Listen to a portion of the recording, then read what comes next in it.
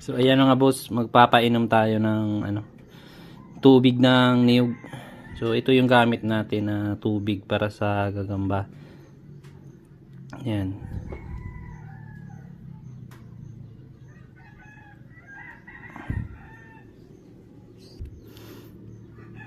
Ba't ka kasi nandyan?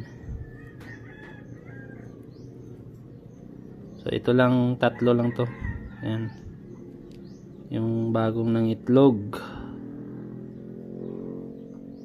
Isang pulahan, tsaka tigreha naman yung dalawa. Yung isa, itim yung ng itlog, pero pinakawalan ko kasi yun nga, nahihina. Tas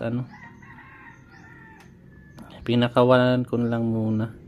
Pero kukunin ko yun pag okay na.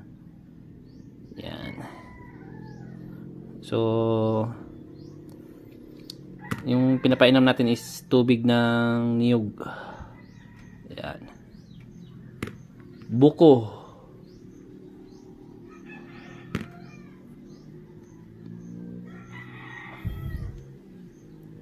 Tas mamaya papainitan natin to.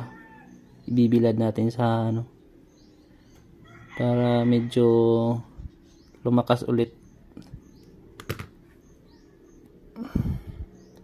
Yung sa ilalim naman is papainumin din natin yan mamaya.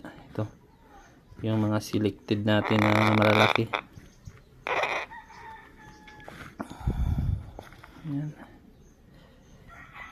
Mamaya pa bibilad din natin to. Mga malalaki din to eh.